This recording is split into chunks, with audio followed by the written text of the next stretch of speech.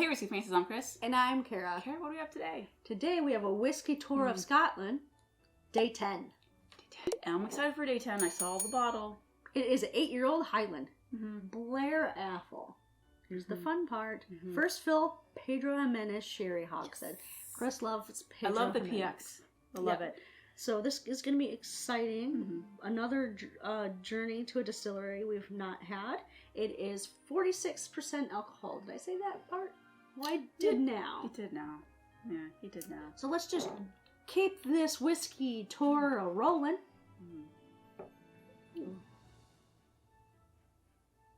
It's so sugary sweetness right in the front, like sugar plum berries of Christmas. Okay, there's something else on it, though. This is weird. If you really get your hunker in there, Okay. some of that really sweetness goes away, and you get like a clementine, right? You know, because sometimes clementine, they're like sweeter and not as citrusy. Oh, little okay. bit. Maybe. I really took a big whiff. This just smells like a nice, almost like a streusel. You know how it has like the topping is all sweet, and then it's got a little bit of the jam. Yeah. Because like when you like buy like the Oh, you're talking about like a Danish. a Danish. Yeah. Okay, but sometimes they call them streusels, which is misleading. Okay, I gotta get into this because I'm so excited for a PX. I really am. I'm not getting any nutty on the notes though. A little funk. The finish has a little funk. Yeah. It's interesting. I like that.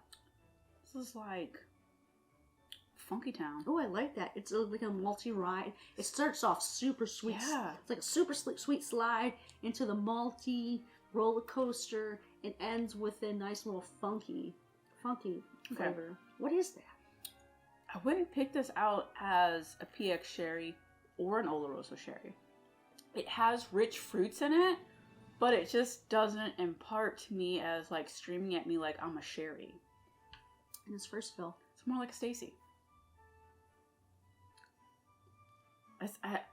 It's confusing me. Like the fruits are there, but not in a traditional kind of way in this type of cask or it's like aging. It's like the fruits are there as in like it's a fruit salad, where it's a little difficult for me to pick out what fruit they are. Yeah. You know, but they're sugary. Maybe some sugar plums. Maybe some berries in there too. It's kind of like your great aunt that came and was invited to, you know, a holiday meal get together, and she brought ambrosia, and you just couldn't figure out what she put in there. Are those grapes? Are those raisins? We don't know. Well, none of us are real brave to ask. And who invites her? Because that ambrosia, I'm just really, I can't really identify where the maybe the funkiness is coming from the sherry cask, but it's not. It's at a first fill, right? It's first fill. But it's just not overtly something. And I was excited because traditionally on a PX sherry, I tend to get some of the nuttier, more juicier notes to it, versus the Oloroso is more of like a stronger red. That was weird. Berries. Yeah, I just got a weird sensation. I'm just only putting a teeny bit in this one. I just got a weird sensation at the back that was I'm not getting so much of the malt, and I think this first fill was, I think, very overwhelming for it. But it hides the malt. I'm just not getting a lot of the traditional notes I would from a sherry. No. It's doing some. So that's why I added water, because I was getting a little bit of funkiness that I couldn't identify. So I was like, let's just play with that and see what happens.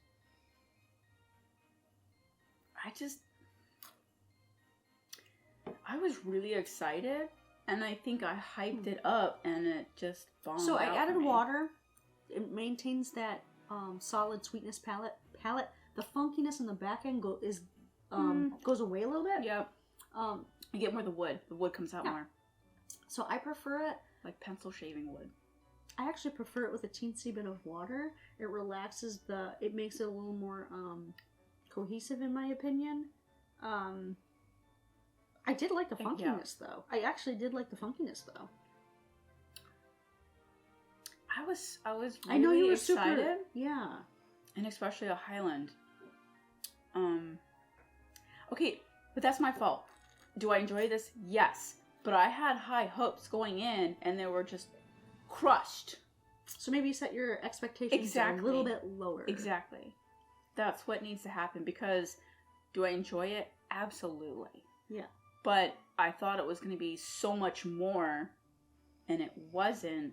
And then I'm just confused now. Yeah. So give us your tasting notes below on this puzzler of a single malt. Mm-hmm. And while you're down there, hit that thumbs up button. Don't forget to subscribe to the channel and turn on those notifications so you can join us in our next video. Well, I don't know about you, but Blair Athol has me a bit puzzled, but I think I still fancy this whiskey. I fancy it, but I'm still disappointed. But cheers. Cheers.